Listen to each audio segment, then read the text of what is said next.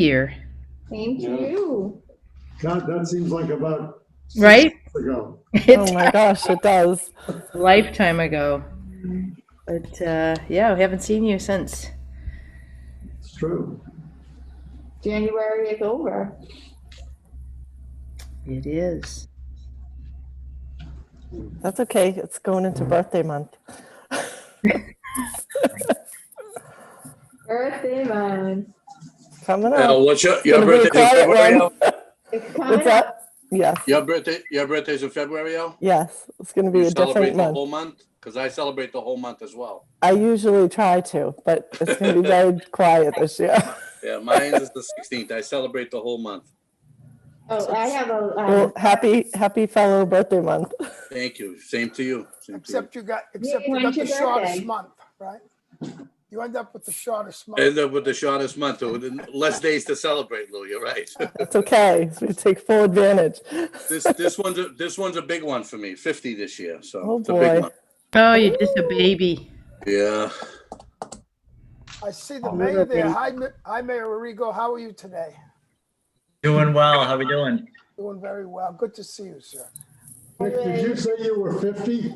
I'm gonna be 50 in a couple of weeks. Yes, sir. I know I look like I'm 70, Bob. I know. Thank you. I know you want to say it. Everyone wants a chuckle. That's okay. Three of my not 4 true. kids are older than you are. I was just going to say, just to put that in perspective, I'm old enough to be your father. I'm 68. So Nick, I saw you celebrating with John Hamill for his 49th birthday. Yeah, John Hamill. Yeah, Kathy put a picture up of us the other day because Kathy and John Hamill are the same age for like a few weeks, a few months rather. So every year Kathy posts that picture. Yeah, Kathy's birthday is coming up, and then the next day, another friend of ours is turning 50. So yeah, like back-to-back birthdays, and yeah. So looking forward. I'm gonna stop. I think I'm gonna stop counting after this year, though. I'm not gonna count no more. Well, I'm gonna hold the line at 49. This August, that's it. The age, the tide of aging, stay right at 49. We'll And see. I think I can pull it off. We'll see when you guys qualify for Social Security. Tell them what your age is. I'm not gonna lie about it. Yeah. I'm gonna hang on to it for as long as I can, Lord. Yeah, at least to 67, right? All right, let's see. We're just waiting for a couple more people to join. I just want to make sure that we don't have anybody hanging out who should be a panelist in the attendee spot, and we don't at this time. I'm just gonna go down the list. So just some general housekeeping rules. So we do have the raise hand function on the screen. Please raise your hand. I will be writing your name down in the order that I see your hand raised. And then I will lower your hand, but do not think that I haven't seen you. This list goes to Bob and he calls the panelists out as I record your hand being raised. So I have a couple of people that love to raise their hand here tonight. So. Okay, I think, it's a little after 6, so we really should begin. We're expecting Loretta and Elaine from the Riverside, but other than that, I think we have a pretty good representation of the DAG membership. This is the last meeting of the Riverfront Master Plan Development Advisory Group. And on behalf of all the people around this table, I just want to thank everybody from the DAG and from the public that has been involved in these sessions over the course of the last several months. We had one introductory session and 5 substantive sessions, this being the last of those. And the DAG's contribution has been absolutely invaluable to this process. And especially for those who have been through all of those 6 meetings, from all of us here and from the city, thank you very much. I also want to particularly thank the consultant team who really produced a very comprehensive and thoughtful document that we will be discussing here today, but it couldn't have been done without them, obviously. And I also want to acknowledge the invaluable technical assistance that the Redgate development team provided throughout this process. It's really been collaborative and exemplary, and I want to thank you for all of that. Here's Loretta.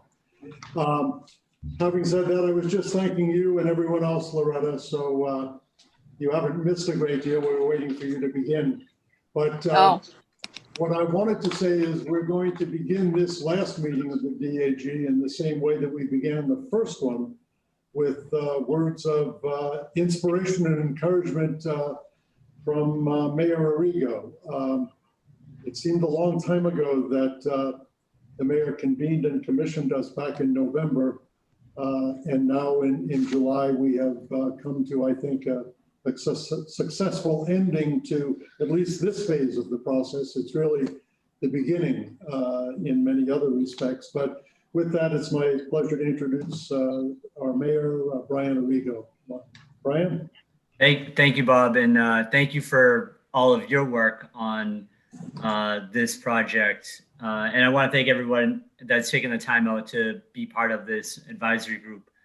You know, Bob mentioned when we started this in November, in my head, go back to August when I pitched the idea of a master plan to the Seaport Council, Seaport Economic Council.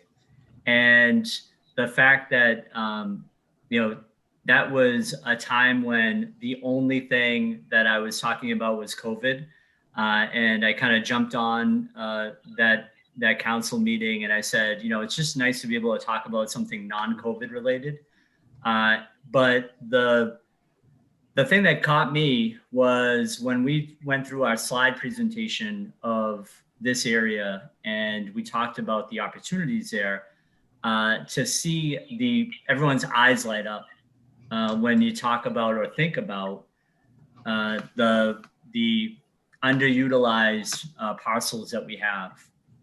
So for me, like thinking back to August and getting to November and starting this process, now being here in the new year, I just greatly appreciate everyone's time and effort to make this a true plan and a blueprint for the future of this really important section of our city.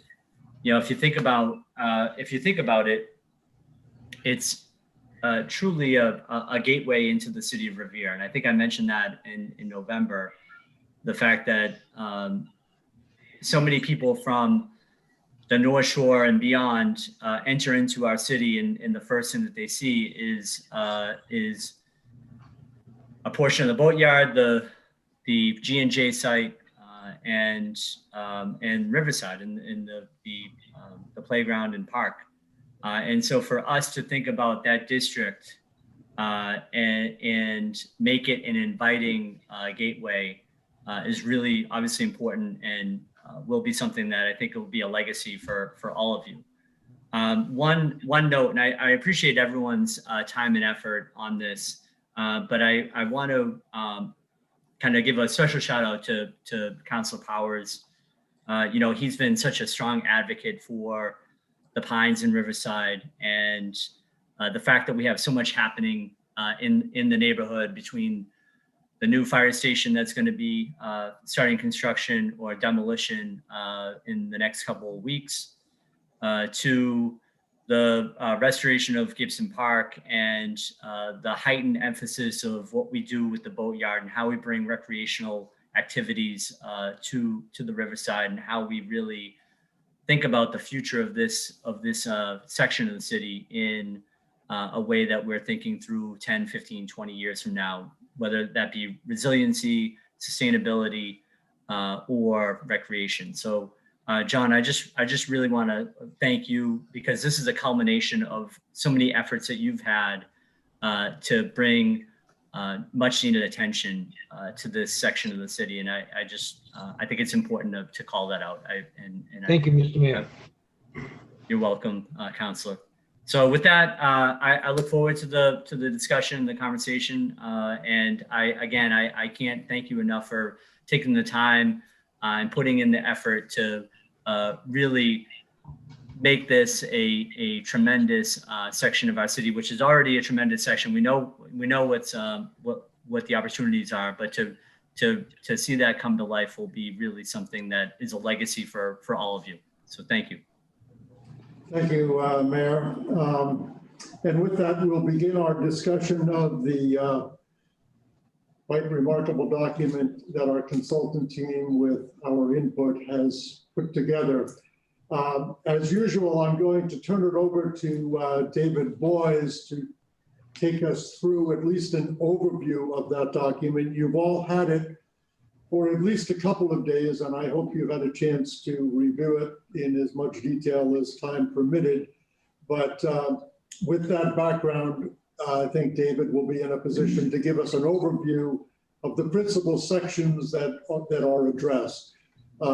It's in near final form, we believe, but it will certainly be finalized as a result of the comments and questions that are raised in this discussion tonight before it is referred to the planning board for adoption.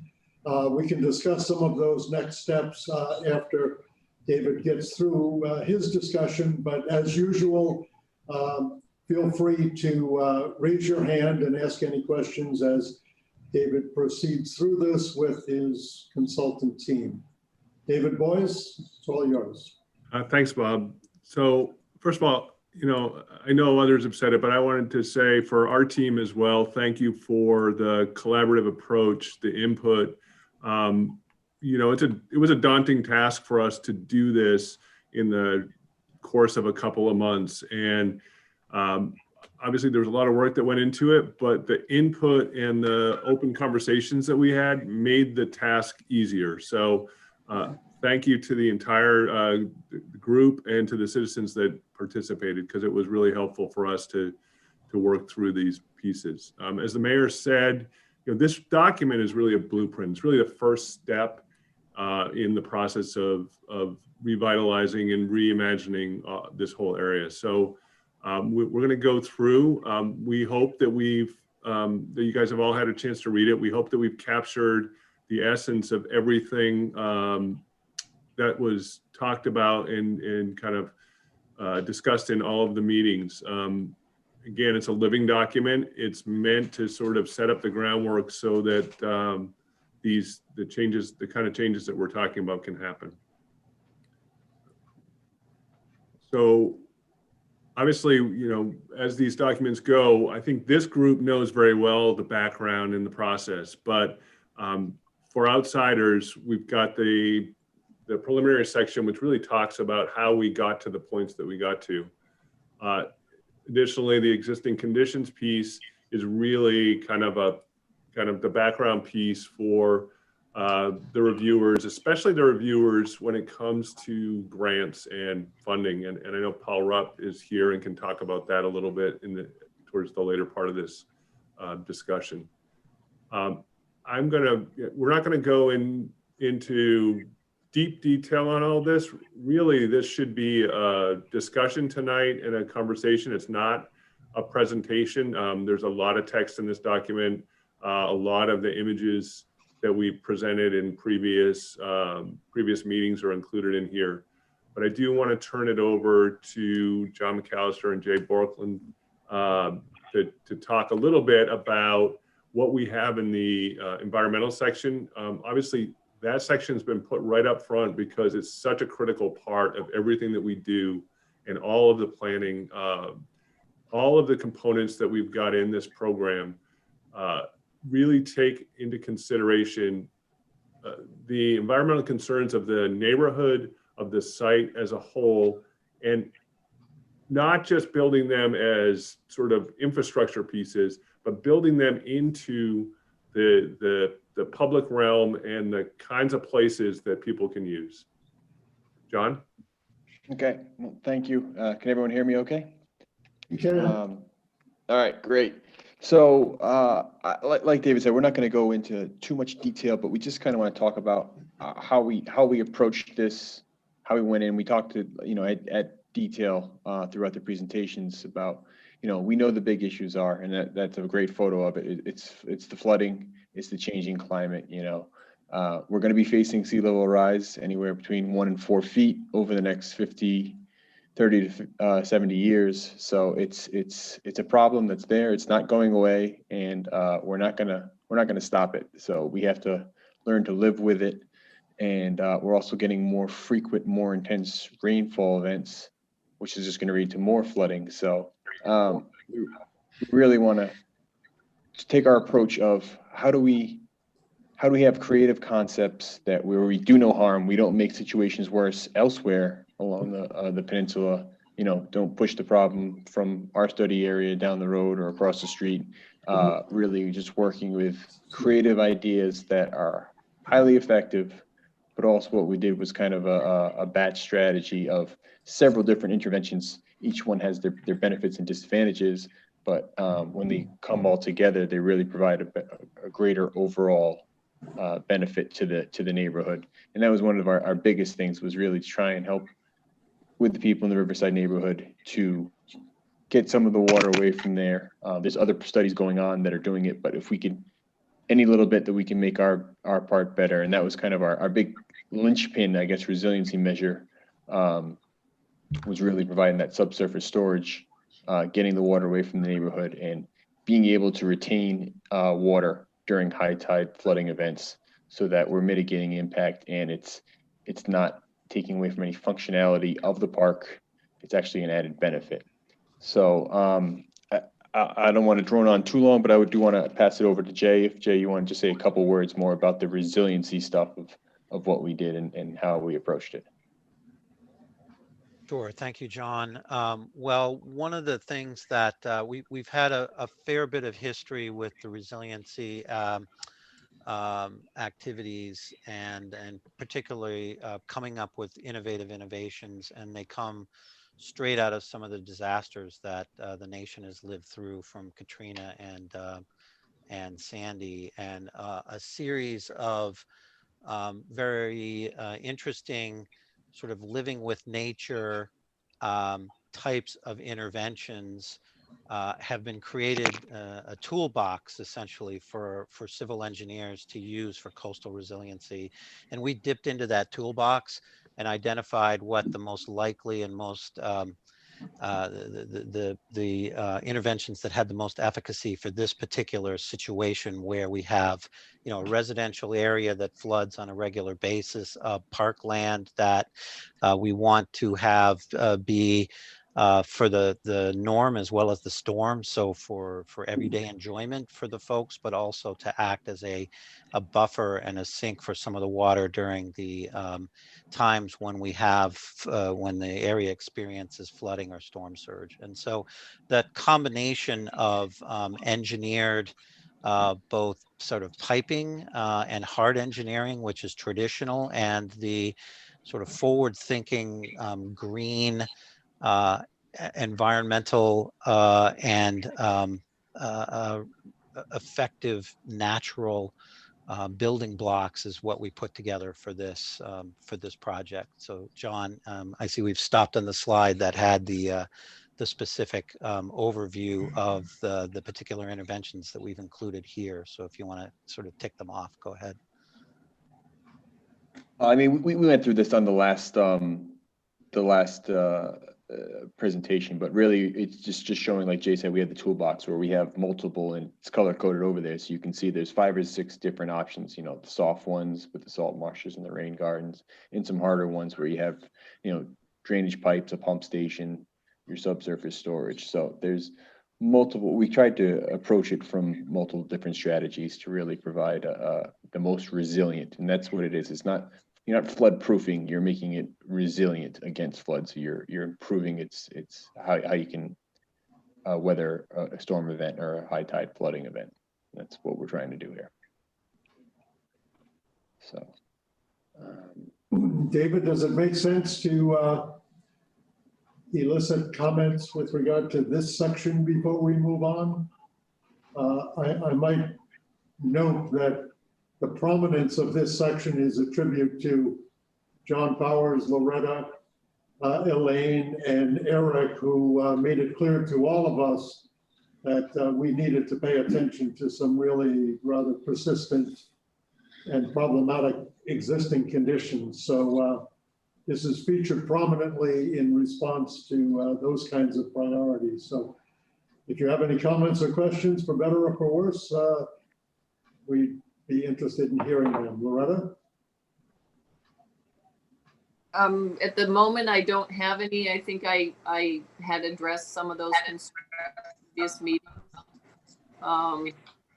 So I understand, it's not going to prevent flooding, but hopefully it helps to kind of make it a little less than what we're used to. I did notice on some of the planning, is there going to be some type of a bulkhead? Are they going to be building that up at the boatyard location in order to deal with some of the flooding down there? Is that what I read? Or Yeah, so part of the revetment wall will be rebuilt. That's one of the things that the final height and how much it'll protect it will actually have to be done in coordination with the MVP studies, the Municipal Vulnerability Program. Because again, you don't want to just kind of make it an island where you isolate just that area. So if there's other interventions that they're proposing around it, but there will be the revetment wall, which is kind of the on the northern part of the boatyard property where it's really falling apart, will be rebuilt and brought up to provide better protection from storm surge in that area. I noticed that Nick Malayson appropriately has his hand up in this section, the head of our Conservation Commission. Nick?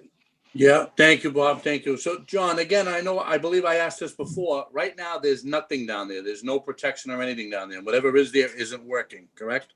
Yep. There's just a couple of, it's catch basin and pipes, and a couple of, even the pipe in Gibson Park is like crushed. Yeah, and So, they're yes. not working. Okay. All right. Yep. Thank you, sir. Thank you. You got it. And actually just, we talked about 1.6 acre feet was the flood storage we're doing, and that doesn't mean a lot to people. So Jay actually had me translate it, and it is over 500,000 gallons of water that could be stored underneath the field. So, if gallons or more, your number, that just goes to show you it's a pretty large volume of water. Okay. Thank you, John. You got Eric, it. I believe Eric has Before his we hand move, up. sorry, Bob, before we move on this Yeah. one, I just wanted to mention, I think the other important thing is all of these things, whether it's the boatyard or any other part of the shore or the park, they're all tied together. So that's the benefit of having a master plan right now, as opposed to having a bunch of individual projects. And this only gets stronger as the MVP is built out as well. Excellent point. Eric Lampadecchia, and I see John will have a question after Eric. Eric? Hi, I just want to say, John, thank you for taking the time to explain some of this terminology and some of the different features available during this project. I learned a lot personally about flooding and flood storage, and this is arguably the most important and crucial cornerstone of this entire project, is mitigating the flooding down in that area. So I just wanted to say thank you for taking the time to teach us about this, and I'm looking forward to these solutions being implemented as soon as possible. Thank you. Yeah, absolutely. Councilor Powers. Thank you, Bob. Thank you, John. My main concern is, and I realize that this is a tremendous improvement to the neighborhood down there, whatever is proposed at the boatyard. My main concern is that when you start mitigating flooding down around the boatyard, your John Avenue, River, Thayer, those streets down there, and any type of a wall that's put up or a way to divert that water is more than likely going to be, if it's not done correctly, going to be diverted down to as far down as Archer Avenue in that area down there, because when you stop water, obviously, from coming into one area, it's going to go into another area. It's going to find its way down there.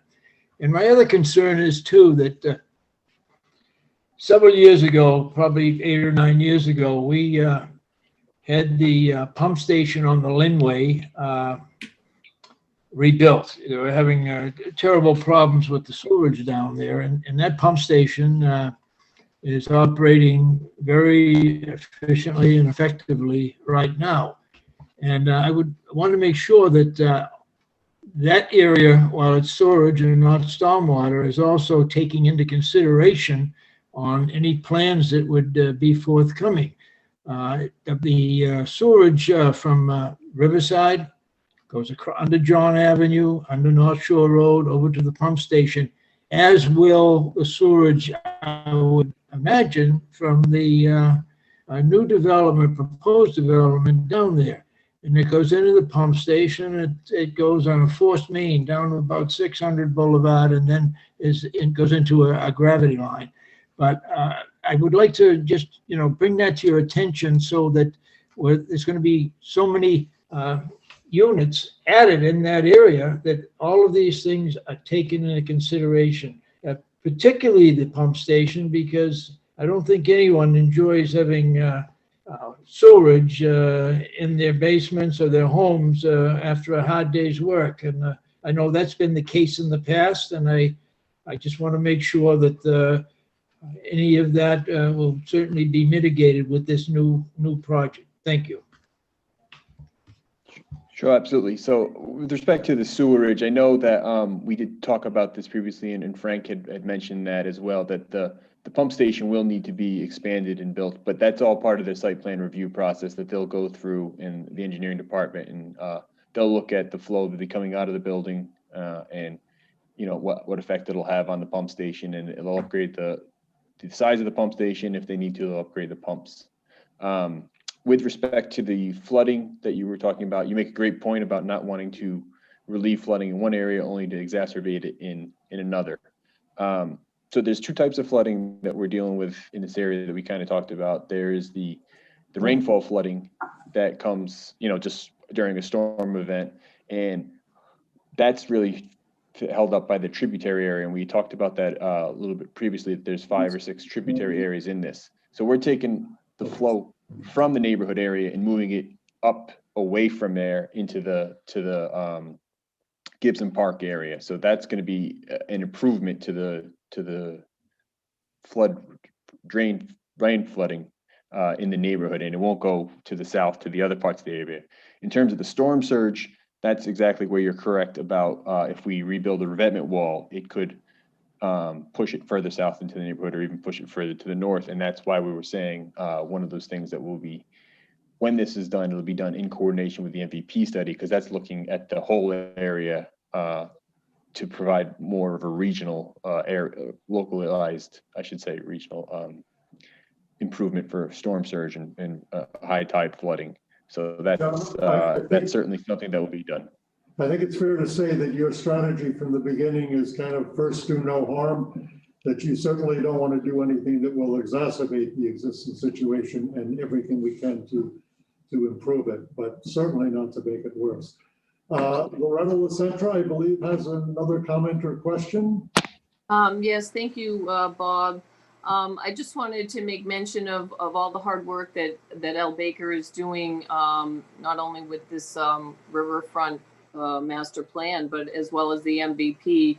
And I know that we're in really great hands with her handling that and overseeing the flooding issues and making sure that all these pieces are tied together. So I just want to thank Elle for everything that she's doing. I had one quick question. I know Councilor Powers had mentioned the pumping station, and I know that pumping station was upgraded within the past, I don't know, several years at a cost of $1 million to the city of Revere. And I'm just curious as to who is going to have to pay for the upgrade to the pumping station in order to accommodate the additional surge that's going to be coming from the property. Frank may be able to address some of that, Loretta. Frank Stringy. Yeah, Loretta, that'll be tied into the function of the site plan review committee, and any improvements, off-site improvements regarding water or sewer that's tied into the impact of the development will be paid by the developer. There'll be fairly high sewer connection fees associated with any development being undertaken on the G&J site. So those funds will go into upgrading the system. I will say that sewer pump station that was rebuilt was sized to handle future development in the area. When we modeled it for sizing of the pumps, we anticipated a build out analysis of that whole Point of Pines and Riverside area. So any improvements to be undertaken at this point would probably deal with not the pumps, but the size of the wet well to handle store additional sewer waste into that system. So those will be improvements, as I said, will be undertaken by the developer. And so will any water line improvements to be undertaken in the area. John, just to be clear, the pump station being referred to for sewerage is separate from the pump station that would be required to service your under the field storage areas. We're joined tonight, by the way, by Louis Ciarloni, who is the successor as the chairman of the planning board. He is succeeding Gene McKenna, who was with us through most of these meetings. Perhaps since that is such an innovative approach that is being incorporated into these plans, you might just take a moment, especially since the plan will be going to the planning board next, to bring Louis a little up to speed on the nature and scope of those interventions, which I think are really quite creative. John, would you have just a moment to do that before we move on? Yeah, sure. So,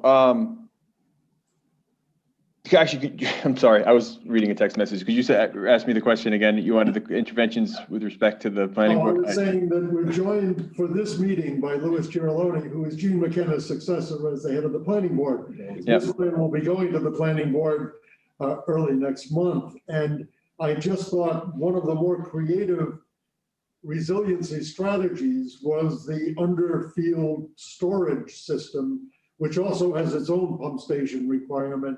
Yeah. And I thought it might be worth a few moments of your time just to bring Louis up to speed on what is involved in that sort of strategy, since it was really rather creative. And sure. Again, I apologize. Could you guys go to slide 38, the one that shows yeah, that one right there. So just to give you a brief overview, is all of our outfalls are tidally influenced. So as it rains within this in the neighborhood, if the tide's rising, there's check valves in there, or there's tide gates on there. It can't discharge into the river, so it backs up into the system. And because of the topography in the neighborhood's relatively flat, we didn't have a good way to get the water out of the neighborhood into the park effectively. So what we're proposing is, and kind of shown on the bottom of that slide there, is to put in a relief valve into the existing infrastructure, so that it doesn't back up and flood into the roads. As it backs up in the system, it can just pop across on Hayes Ave, and then that in from there we'll have a pump station where the Boat Works property is now, and in that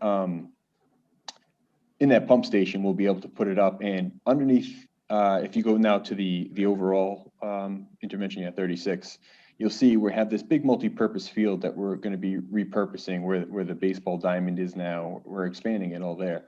So that's all going to be torn up and rebuilt for a functional purpose. So while we're doing that, we thought, well, why not put in some subsurface chambers, either concrete or plastic chambers on a bed of stone that have storage capacity that can temporarily hold the water while it's up at high tide, and then we can have a new outfall from there. And as the tide starts to drop, that water has a chance to slowly leach out to the river, and we can minimize the flooding in the neighborhood or reduce some of its effect. And again, that works out to about 500,000 gallons worth of water that can be stored at one time.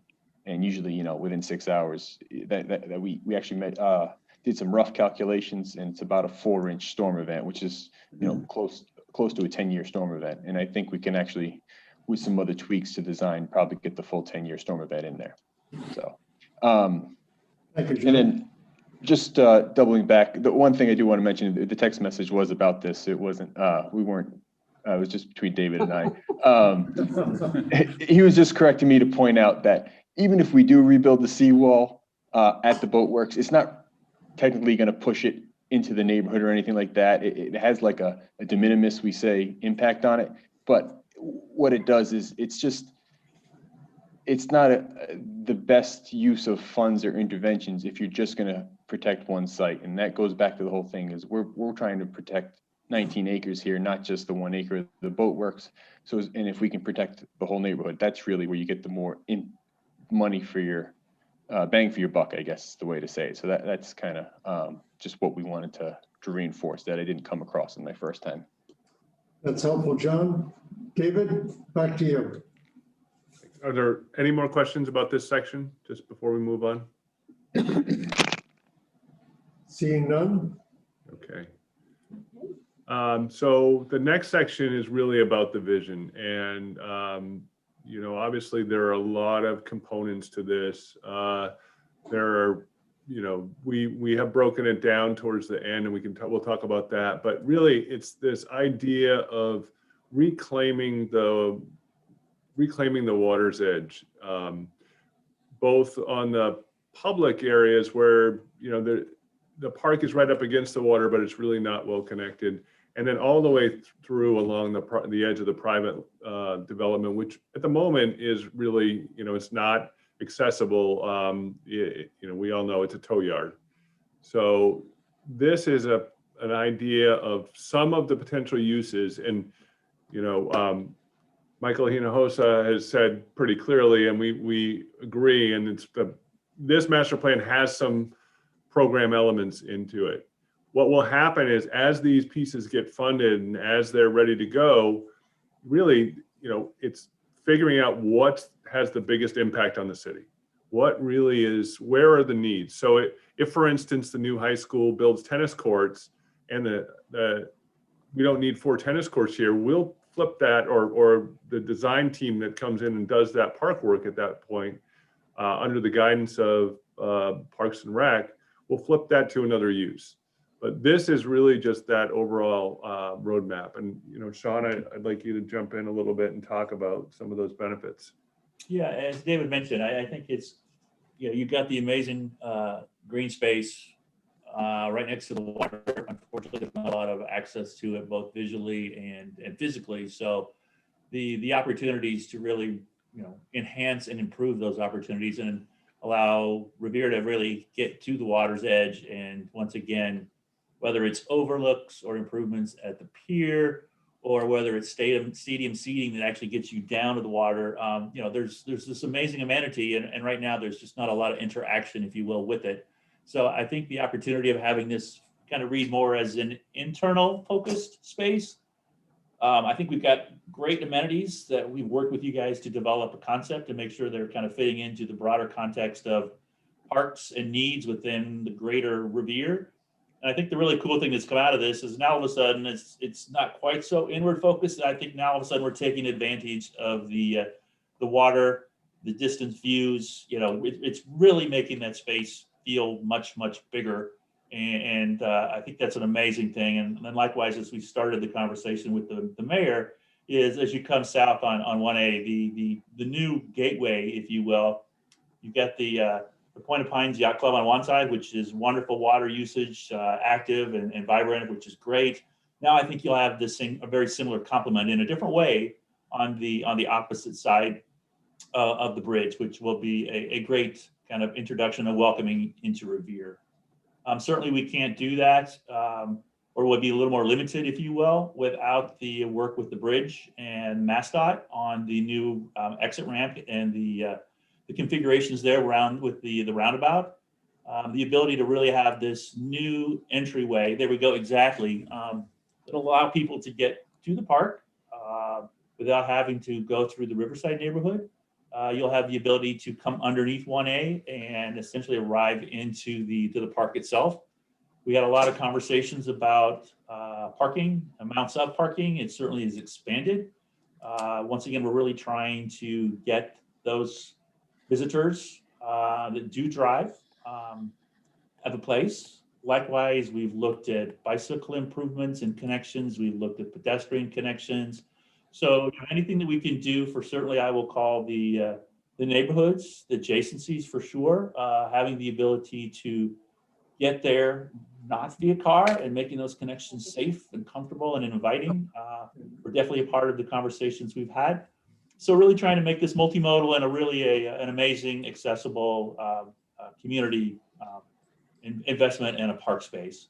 Likewise, we've talked about kind of the layering of the stormwater elements. So where we have some of the salt marshes in the B circles there, started to think about boardwalks that go over those. You could imagine being a part of those or being over those or being in those, which is completely different than being able to see those from a distance. So once again, you're getting some interaction with the texture and the plant materials and the pollinators and, the any other kind of wildlife. Hopefully it's all good, but it's interaction with the water, which is an amazing thing. And you're right there on the water. To be able to take advantage of that is tremendous. And I think where we're headed as a group here is amazing. And you'll have a great space for that, for those usages.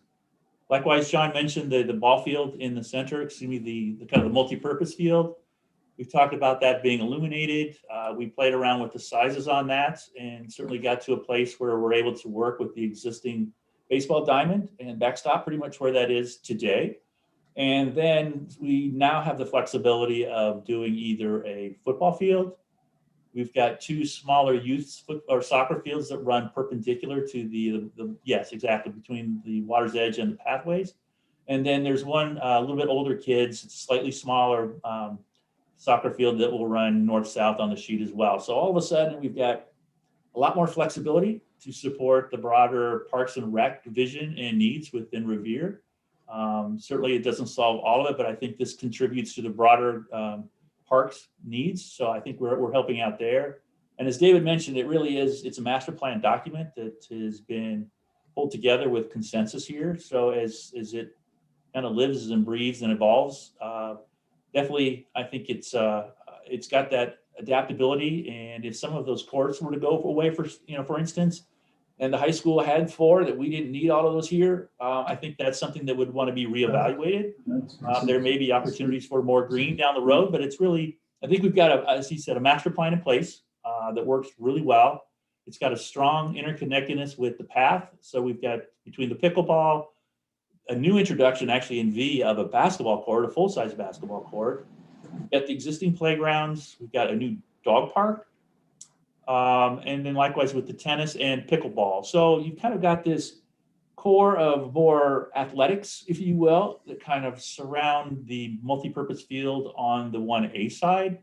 But let us not forget then as you go closer to the water in the development parcel, kind of around S, that we're still able to really have a nice segment of this that remains passive and green and open. And even though this is colored a little differently between the multi-purpose field and the area that's a little darker green, when there's not a sports event going on, this is still going to read as a really nice, generous, open green space, which is really flexible. So I don't want people to lose thought of athletic field only being athletics. It's still going to be an amazing, broad, open green space that fronts out onto the water.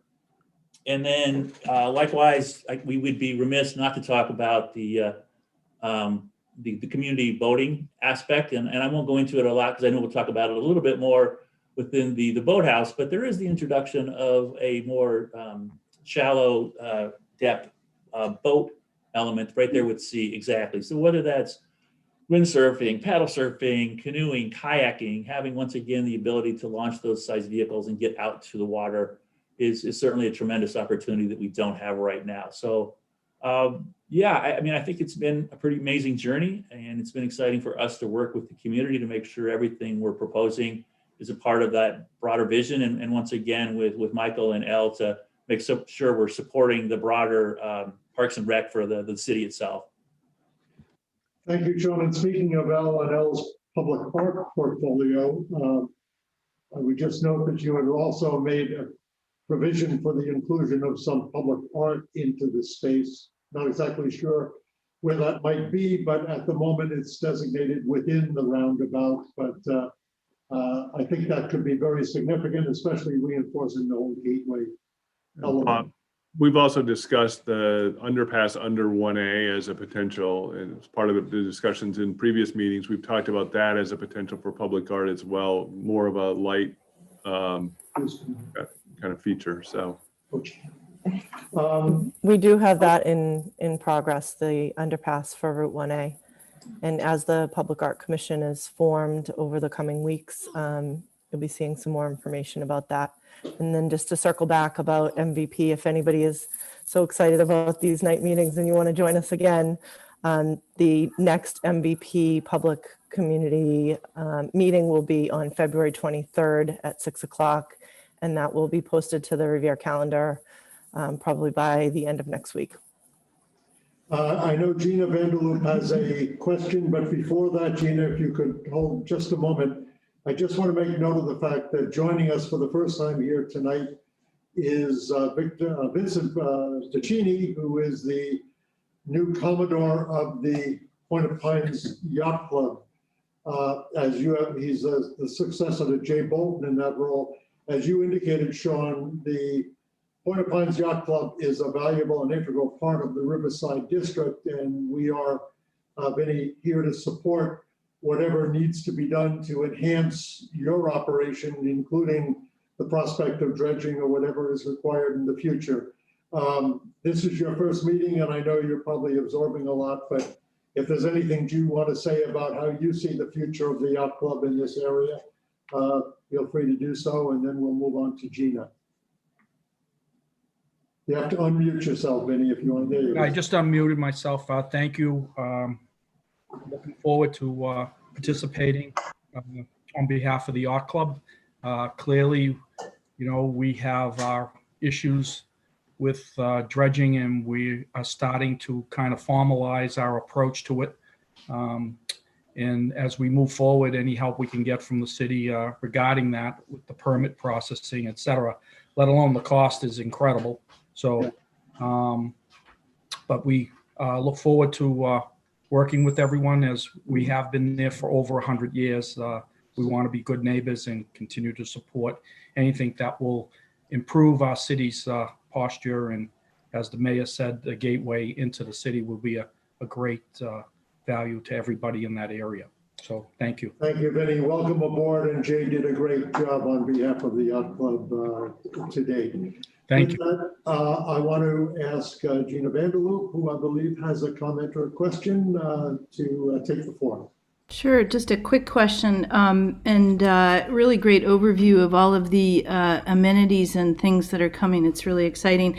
One of the questions I had, and I was struck by it on, if you want to page through to page 59, in terms of Gibson Park and all of the amenities that are coming, because I don't think we had talked about this in the past, about the complex. It says it will likewise be an amenity for the patrons of Gibson Park. And I was particularly interested if you could, Damien and folks, if you have a sense of what those amenities would be for the community. It'd be great to hear about those thoughts. We may be anticipating the next item on the agenda, but if you want to say something at this stage, Damien, feel free. Yeah, absolutely. And can everybody hear me? Yes. Great. So we're actually in the process of trying to envision that with the design team. And I think the big idea is we really want to activate the waterfront area. We want to bring people down to the building, down to Gibson Park, and we're going to be investing a lot of money on the private side in order to activate that waterfront area. So ideally, we're looking at potentially a small restaurant concept or a cafe concept, the potential of doing some type of activation related to the waterfront. But the idea is we want to try to make that ground floor of the building as public as possible. So hasn't been finalized yet. It will be discussed during kind of site plan review. But our intention is, this building in itself is somewhat of an island, has the great benefit of having all of these tremendous resources that are going to get constructed over time, has the waterfront. We need to bring people down here. And we think that an active ground floor is going to do that. And there may be, we may do community meeting space or have one of our spaces opened up for community meetings. I think those are all potentials that we're completely open to as well, too. I think the other point along those lines from our other discussions, Damien, is that you see this building essentially as having two front doors. It has kind of a water side and a park side, which are, equally important, and you embrace the environment on all sides of the building. And that's really important in terms of activating that first floor and embracing the community. Yeah, absolutely. I mean, one of the things that we've been kind of talking about right now with the design team is, okay, where do we actually locate that retail space? There's an argument to be said that you want that, if a retail user is viable, you want that retailer to be as close as possible to the street for visibility. But then at the same time, when the park's in use, and there are people down there for public purposes, does it make sense having that retailer, closer to the water, to the tip? So we're kind of going back and forth. And I think that's going to be some of the discussions that we're going to have in site plan review to try to figure out, the best use of that space. Thank you. Eric Lampedecchia has a comment, question. Eric? Thanks, Bob. A little bit of both. I just wanted to first say I love that as a coastal community, we're finally going to have some access to the water at the potential of the dock. And I think the developers and the engineering and consulting teams did a good job keeping the green space while adding new amenities like a dog park and a bocce court. I just wanted to ask about item T here, the potential for a future dock. What barriers are in the way currently from making that a reality? I can start, but I'm not the best to talk about all of the permitting. But it's obviously anything that's in the water like that has a pretty extensive list of permits. John, do you want to? Sure. Yeah, absolutely. So, so you'd have to update the Chapter 91 license. The big thing for it is it needs to make sure that it's structurally sound. If this is to become a public feature, that thing's, it's old, it's been out there, it's weathered a number of storms. So you'd have to upgrade it for public safety. You'd have to find out what the final use is. But then, yeah, with the permits, you're working over water. You're going to be displacing sediments. So you're going to have to test the sediment if you're going to be driving new piles. So it's an intensive process. It's not necessarily not going to happen. It just takes time. You got to go through the steps. You got to just prove that the safety measures are in there because it's going to be a public amenity and because it's part of the waterfront. That you need to study for structural, for environmental, and for public access. So it's kind of one of the things we talk about in the next steps. That's a high priority, not priority item, but a high value item to be studied for future efforts.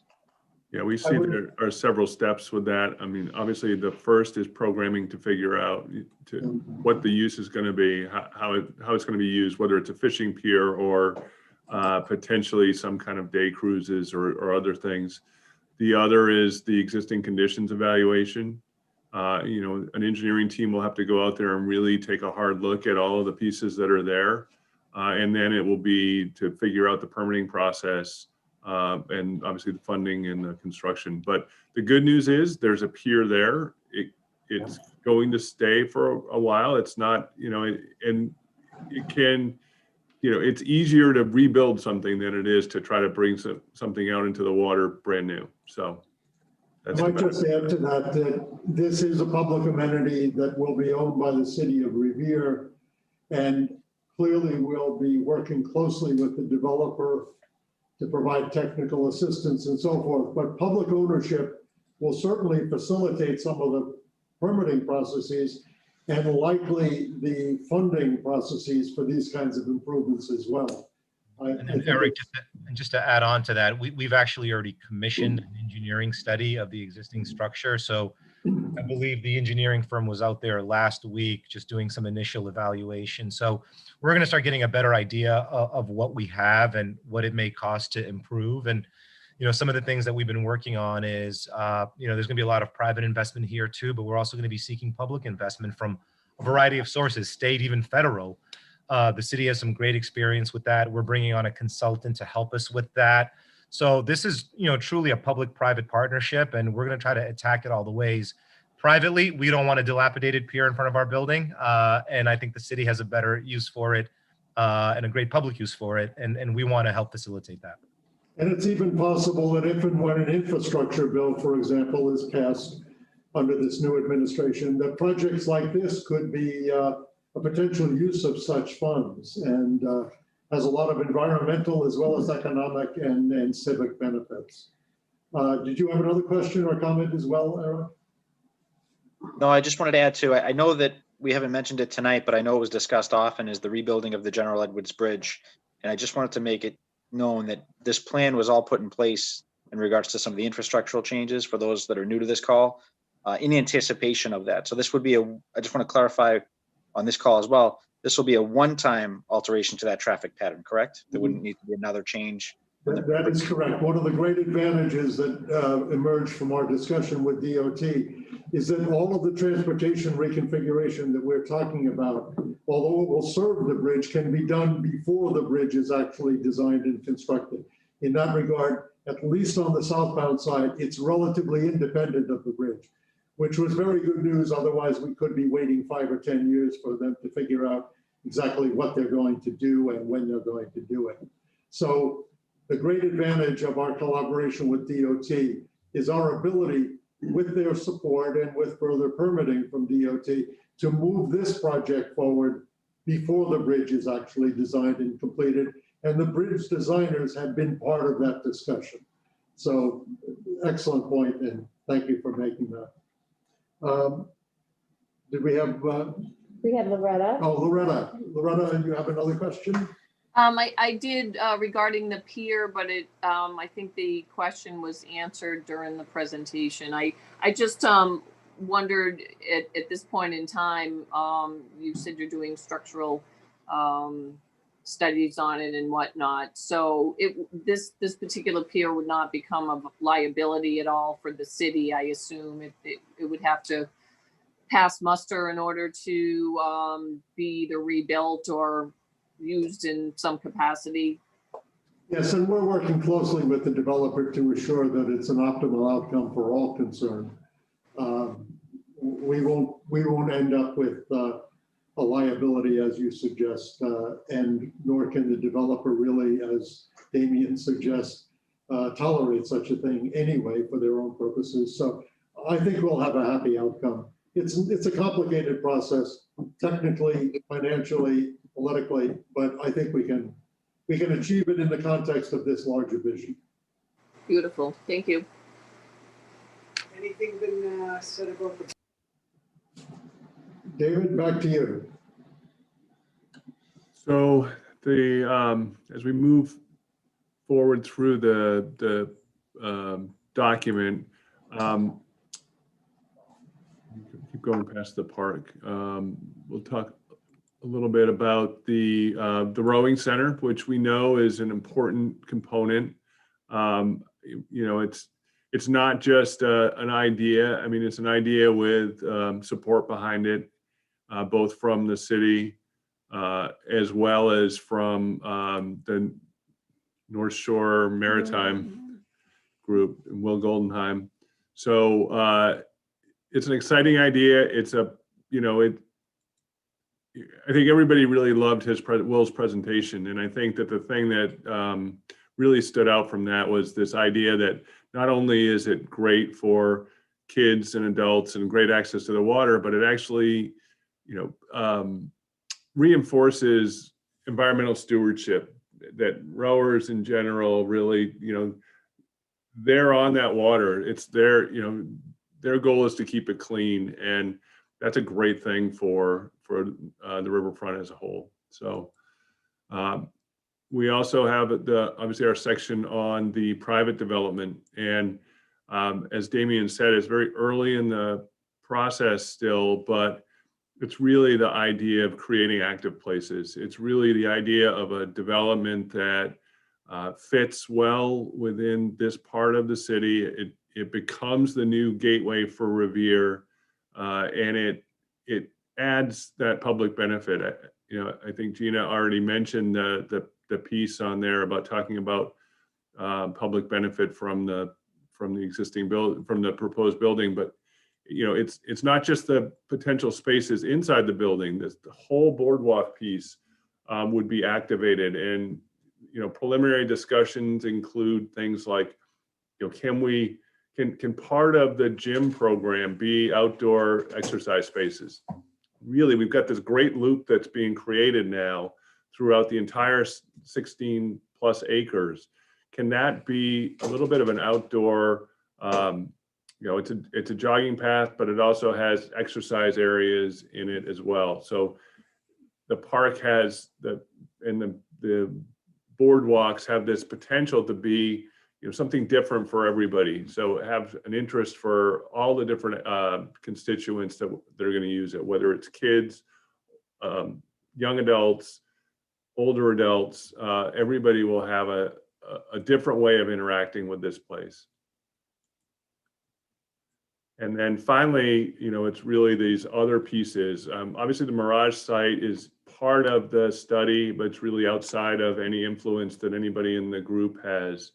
But the hope is really that these improvements generate this momentum where that site becomes that much more exciting and valuable. It's a great site. It's right on the water with all these other improvements around it.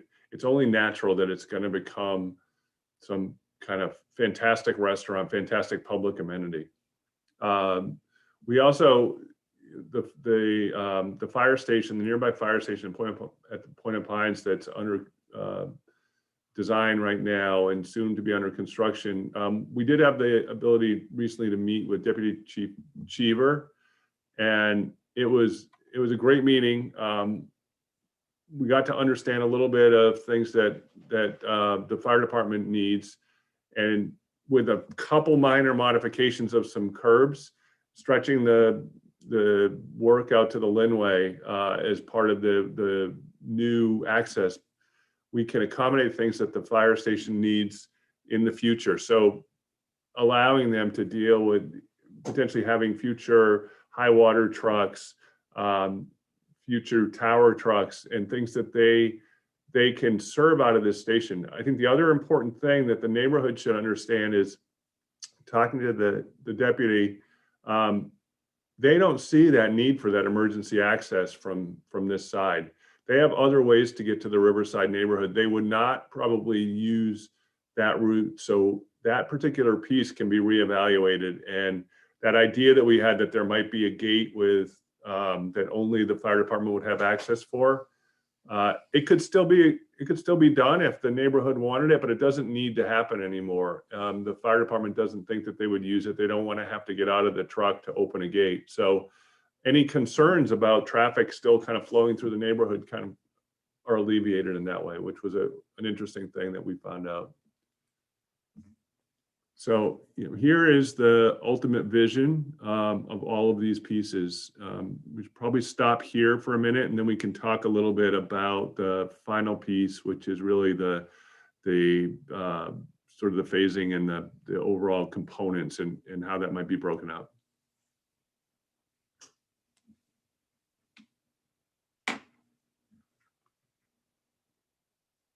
I don't know if anybody has any questions at this point. I might just pick up on the mayor's comment about John's championing of the Point of Pines Fire Station. In our meeting with the deputy, John, he reinforced the point that you have been making, that not only is this station important to serve the new development on the Riverfront site, but also the existing development up and down the waterfront. And I know I've heard you say that many, many times, and Deputy Cheever couldn't be more supportive of that perspective, and he can't really wait for this station to open, and Chief Bright seconded that motion. So thanks again, John, for having championed this while you were a voice in the wilderness early on. Eric Lampedecchio has a question. Eric, you have a question or comment? Yeah, it might be outside the scope of this project, but related to the fire station. I know the funds for the fire station were approved in August of 2019. I'm just curious as to the reason for the delay in getting started. He was entirely involved with, after the bonding was put in place, designing the station and going through all of the necessary preparation for construction drawings. It's been actually moving apace, but there was another issue that needed to be dealt with. A portion of the new fire station will actually occupy land that is owned by DCR. So we needed to get a license from DCR to use that property. That literally required an act of the legislature, believe it or not. Jessica, you'll be interested to know that in your new role. So it took a while to put together the pieces, but there was no undue delay. Especially when you're using state land, it does sometimes take a little longer than usual. I don't know whether the mayor wants to add anything to that, but I think we're close to demolition, and right around that corner will follow construction. Yeah, just to follow up on that, Bob, I actually talked to the chief the other day, and we're expecting demolition to begin in February, in the next couple of weeks. So be on the lookout for that. That's great. Excellent. And it would probably take a year or 18 months to construct, would you expect, Mayor? So we should have a new station within a couple of years. That sounds about right. I think they were shooting for 18 months. Okay. Eric, is that responsive? Yeah, I appreciate the answer. I'm still unhappy with the delay, but I understand that there's a process in place, and given the new challenges with the DCR land, that makes sense. Thank you. I mean, things always take longer than you hope, but this one is actually moving apace. Okay, I don't see anybody else's hand up, but David? Councilor Powers? Yep. Oh, Councilor Powers? Howard, do you have your hand up? Yep, okay. No, okay, John, you have to unmute. You have to unmute. Physically had his hand up. You have to unmute, John. Okay, we're unmuted. There you go. Yeah, I share the concern about the fire station.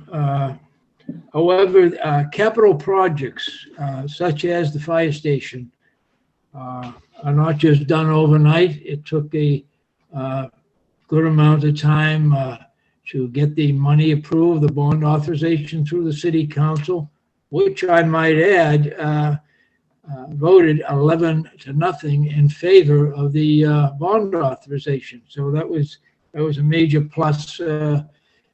It made me feel good. It made my colleagues feel good, and I know it's going to make the people of the Point of Pines area feel good. We're now going to have a station. They can house a watercraft rescue, an engine 2, which was there for years and years.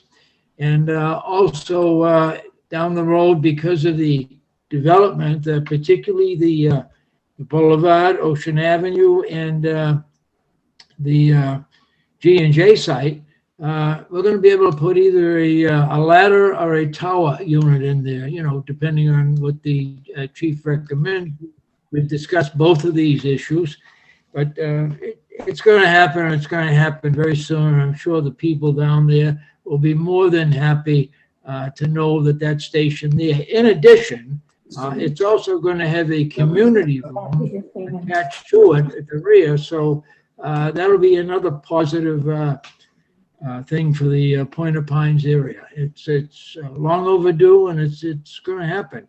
The other thing I'd like to mention, just for a second, while we're all on this meeting, as many of you may or may not know, that the Laslin property down on the Revere Beach Boulevard is going to be developed. It's a matter of fact, it's zoned either RC1 or RC2, which permits the owners to go approximately 11 or 12 floors, similar to Seaview Towers and the Breakers and the St. George.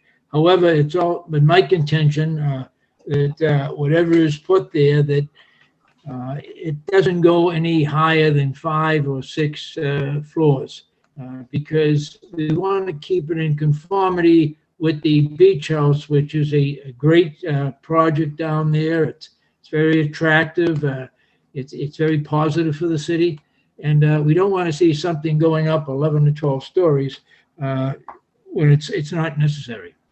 the other thing, watching the John, if I video. could just interrupt you for a second with regard to that, just to reassure people, there is now some serious interest in the development of that property. We've had some discussions recently with national developers who are interested in doing something there. And they do very much look to the beach house as the model for what they will do on that site. So they understand the zoning allowances, but they are not planning anything along that line in terms of the height that's allowed. They're looking at the existing context and particularly the model provided by the beach house. So both you and the community should be reassured on that count. I heard that also. One other thing I'd like just to mention, watching the video and watching the walkways along the water for people to walk and enjoy the seashore there, I noticed one thing, and I'm sure it's just an oversight. I saw there were just walkways built of, I would assume, pressure treated wood, but I didn't notice any guardrails. And I think that's so important when we have, if we're going to bring people down there, we should make sure that all ages and genders are accessible. And that would seem to me that we would need some type of a railings along the side of that, but to protect elderly or handicapped individuals that might be utilizing that. Hopefully we'll be utilizing that when it's completed. So that's something to keep in mind. Sean, that sounds like your cue. You want to no, absolutely. That's a great point, and it's really I don't foresee probably guardrails everywhere because we definitely have some topography that's working in our favor here. There'll be certain instances where you will be very close to the ground, but there's definitely places as you go up in that white zone and the plan that's up there right now where we start to get an elevated boardwalk where absolutely the ability to have those, or the need for those guardrails, I should say, is really important. And likewise, as we go around in front of the development site where we get into a little bit more of a vertical condition, by all means, John, absolutely, totally agree. We want to make sure this is inclusive, accessible, and inviting and safe at the same point. Absolutely. Thank you. That's it for me. Thank you, John. Appreciate it. By the way, I believe we're just joined by Tony Zambuto, who is the successor to Patrick Keith, who is also with us as the new president of the City Council. Tony, I think this is your first meeting of the last meeting of this group, but in any event, it's a pleasure to have you here. I know you received a draft copy of the Riverfront plan, and I hope you were impressed with the work that has been done by this group with Patrick very much in the leadership role. So Tony, welcome. Thanks, Bob. I apologize. I was on a road trip and I just got back, so I missed the whole presentation. But I'm looking forward to getting into this deeply, and I know there's been a lot of work done here, and so I'm looking to be brought up to speed later. And I just wanted to make sure I at least came in and said hello tonight, because like I said, I just got back. So anyways. Good. Just in terms of next steps, which we haven't gotten to, but this will be referred to the planning board for adoption, and then will make its way to the city council. So under your presidency, this will be considered, as well as related overlay districts, etc. So welcome aboard. Thank you. And I'll pay attention to the planning board presentation. Thank you, Tony. David?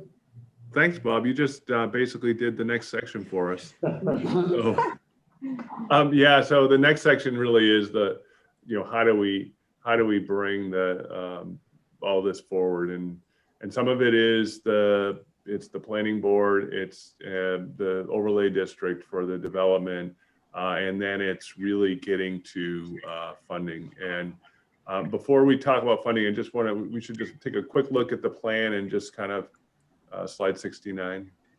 And because we've kind of broken this up into components that would be kind of funded together, that kind of fit together. And all of these may have multiple pieces. Again, Paul, ask Paul to talk a little bit about the funding, but they're really kind of similar pieces. So, right, yeah. A is the boat works. B is the access. C is Gibson Park and the infrastructure improvements that we talked about for resiliency. D are the shoreline improvements, which also are resiliency improvements. And then E is the pier. And these are the public improvements. Let me just be clear that the public improvements, not the private. So Paul, do you want to talk a little bit about how this could be accomplished?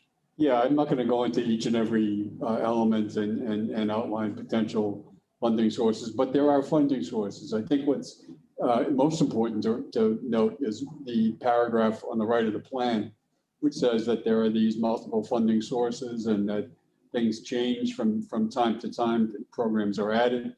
We may, as Bob said, be seeing a big stimulus bill coming out, in which case we will jump on that. It's great that Redgate is employing somebody I know very well as a expert to work alongside of us on this whole funding picture. But you need to, timing is important in this business, and when opportunities arise, you need to grab them and build upon prior work and then build forward. And today I had a conversation with the executive director of the Seaport Council because I had thought that they were going to have a February meeting to do status reports and updates, et cetera. And that would have been a great time for the mayor to present the plan. That's not going to be the case. So we are going to ultimately just ship the plan to them, but I did outline it to them and I did hit the high points and they're very excited. We've been encouraged to right away file a grant application for the first of these projects. And the first is Project A. So we will do that. The cycle begins with the submission in May, and John knows this process, and Jay, and the council will vote in August, and we'll have the mayor make a great presentation like he did last time, and I feel very confident that we'll get a grant to do that community voting center. We talked a little bit about the pier. That's something a little bit further down the road. The key in both cases is the fact that they need to be publicly owned. So let's focus on the boatyard first, and let's start this whole thing off with a bang. And I'm confident that these major public pieces can be funded. So with that, I will end. So we have Eric Lampedecchio who has a question. Hi, just a quick question. Item A being the first of the priority list, who is the current owner of the Riverside Boatworks? The Riverside Boatworks now is owned by a gentleman by the name of Robert Waters. And it's interesting that you asked that question because one of the early action items is going to be to have the city secure ownership of that property so that we can do what it is that is being envisioned in this master plan. Robert Waters sort of ended up with this property, if you will, because he had financed some earlier prospective developers, and he sort of has ended up with the property, not necessarily as he originally planned, but he is very much aware of what it is that we are discussing here and the desire of the city to redevelop it for community purposes along the lines suggested. That is going to involve appraisal of the property and other issues which are already in process. But Waters, I think, will be a willing seller. It all depends, of course, on the value of the property and the appraisal that the city commissions for this purpose. But I believe he is willing to work with us to make this happen. And his name, as I said, is Robert Waters out of New Hampshire. He has been very forthcoming in his discussions with us, as have we in our discussions with him. It's an early action item if we're going to realize the potential of that site. And Tony, that'll be on your plate to some extent as well. But I think the possibilities are exciting. The one thing that this process has done is to increase the value of this property to the city, certainly, because we now realize the unique potential that it can have. But I think we have to come to some reasonable agreement about its market value before we move forward. Yeah. But that's our intention. But if that can be achieved, I feel very confident that we can get a grant from Seaport to design and rehab that building for the function that we envision. Yeah. I would also say one other thing. As we move on to these next steps with the planning board, with the city council, with zoning overlay districts and so forth, one of the things that we are in the process of doing is trying to get a better sense of the order of magnitude costs associated with these various projects. We're not at the point now where we can be definitive about what those numbers are. But what I will say is integral to this whole strategy, always has been from the beginning, is the important role that the private development will play as, among other things, an economic engine for this restoration and transformation. What we do know is that the private investment in this redevelopment will be in excess of $100 million. And that's going to transform what we all understand is a rather unsightly tow yard and salvage yard. The public improvements will be some fraction of that. We don't know what that number is. It won't be insignificant, but the sense is it will be completely doable, especially in the context of that level of private investment. And the public investment will include not just the amenities that we're talking about here, but the investment in the infrastructure, particularly transportation infrastructure, that will allow this to happen. And there are sources of funds that the city has been successful in leveraging in the past, including MassWorks and other types of projects that are really ideally suited for this kind of use. And the fact that it's being done to facilitate and in the context of this level of private investment is really very important. It's a strong argument with the Commonwealth. It's a strong argument with the Seaport Economic Council and with virtually any other potential funding source for these kinds of public amenities. As Paul indicated, this kind of collaboration is very encouraging to the Seaport Council. We have very good reason to believe it will be encouraging to many others.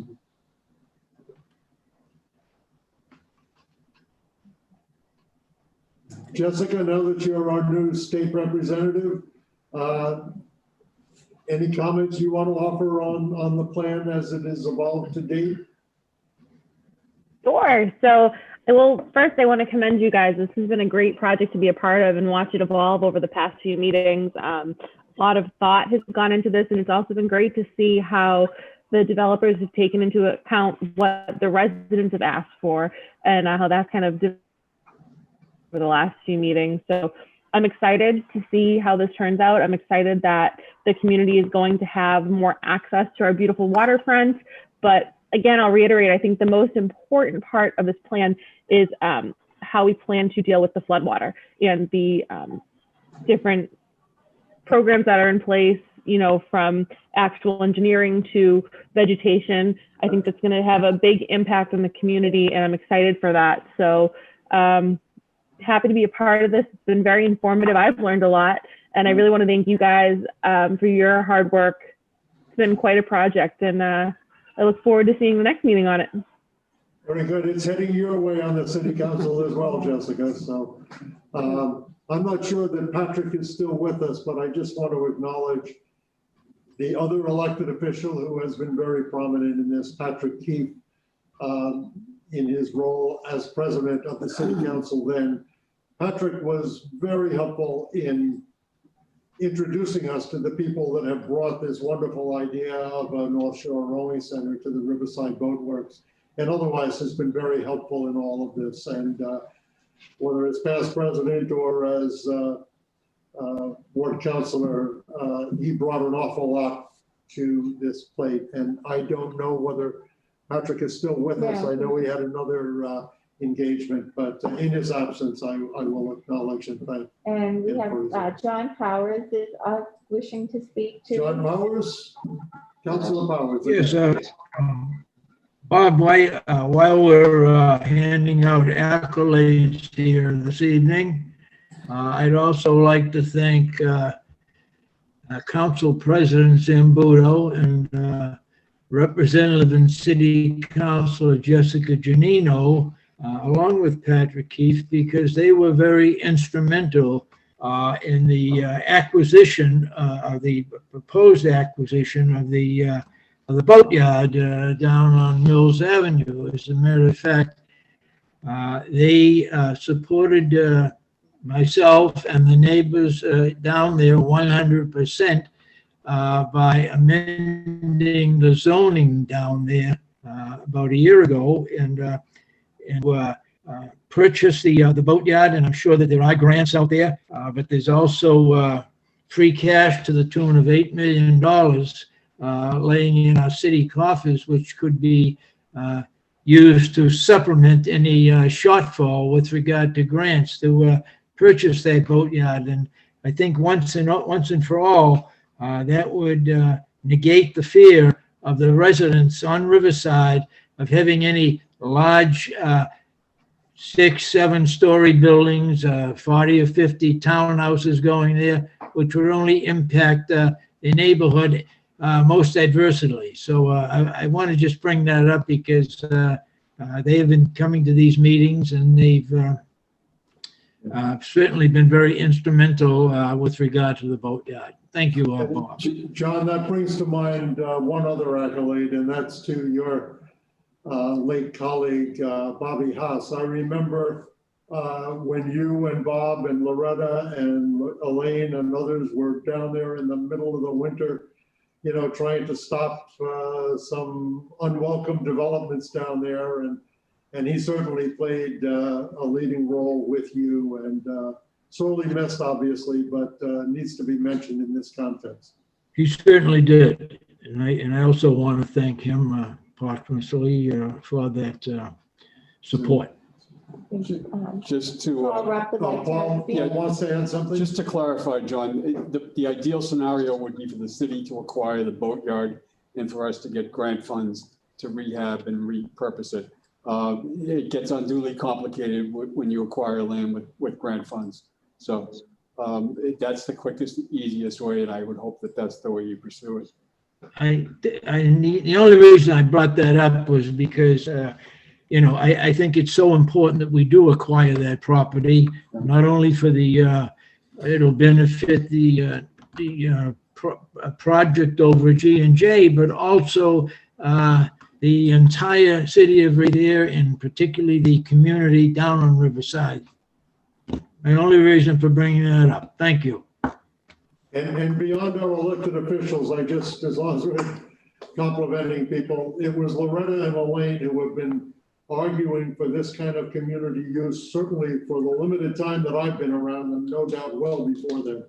So Loretta, I hope you see this as the culmination of your advocacy and vision for that site.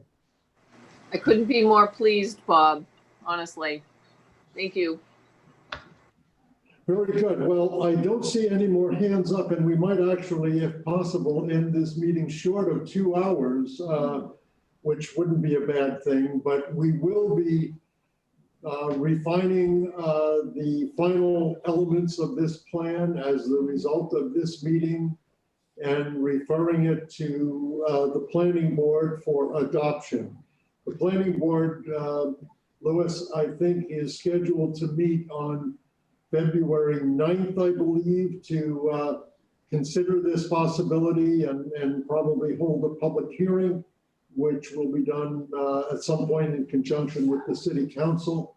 And then we will also be putting together an overlay district that will also come before both bodies. So that's where we're going. We're hoping to start and complete that process no later than early March so that we can get to work on some of the transportation improvements that are necessary, not just to the development, but to improved access to all of these areas.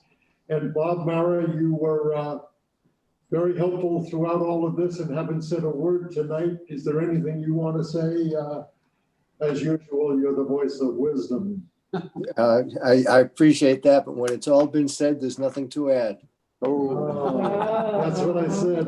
Why, can't miss. That's why we like you, Bob. Okay, well, Mayor, since you're still on board, you want to just wrap it up and we can move on and I'll get home a half an hour early.